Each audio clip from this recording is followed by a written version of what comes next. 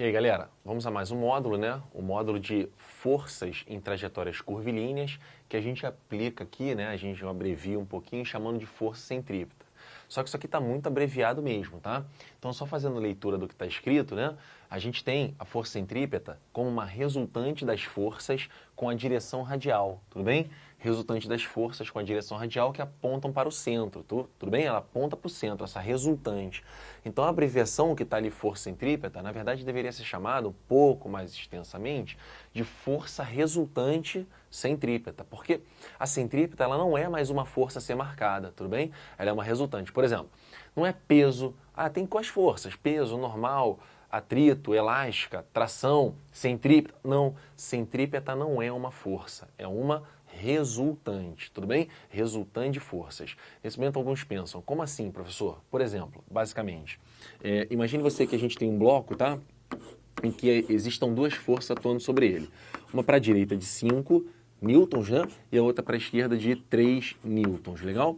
Reparem que essas forças não se anulam, elas geram uma resultante. E essa resultante vale 2 para o centro, tudo bem ou não? Aliás, 2 para a direita. No momento agora, a partir de agora, a gente vai tratar de uma trajetória curvilínea. E essa trajetória curvilínea, ela vai gerar uma resultante. E sempre que eu tiver uma curvatura, essa resultante tem que apontar para o centro. E aí eu vou marcar as forças e, com certeza, a força que aponta para o centro tem que ser maior do que a força que aponta para fora, para que a resultante aponte para o centro e permita ao cara fazer a curva. Léo, por que isso acontece?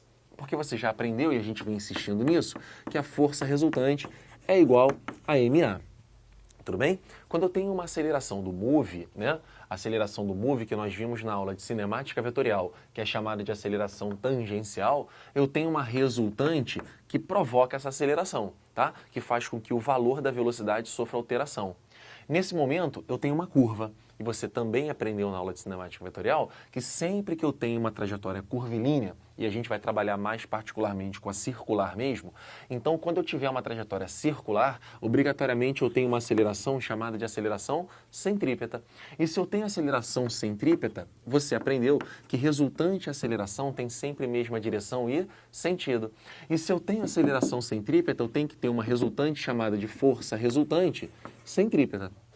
Tudo bem ou não? E se a aceleração centrípeta aponta para o centro, obrigatoriamente a resultante centrípeta também vai ter que apontar para o centro, com a mesma direção e sentido da aceleração. Tá bom? Então, de novo, ó, se eu tiver um movimento circular, eu tenho aceleração centrípeta. E se eu tenho aceleração centrípeta, a minha resultante tem sempre a mesma direção e sentido da aceleração. Logo, a resultante também vai ser centrípeta, apontando para o centro. Então, se eu disser que isso é uma curva, para onde está a curvatura? Obrigatoriamente, a curvatura tem que estar para cá, porque a resultante tem que apontar para cá. E quanto valeria essa resultante? Sempre a maior, menos a menor, uma vez que elas têm sentidos opostos. Ok? Então, a ideia central é essa, mas o entendimento pleno da matéria a gente vai ter no desenrolar dos exercícios, dos inúmeros tipos de exercícios que podem ser cobrados com esse tema. Tudo bem? Então, vamos começar um a um. Legal?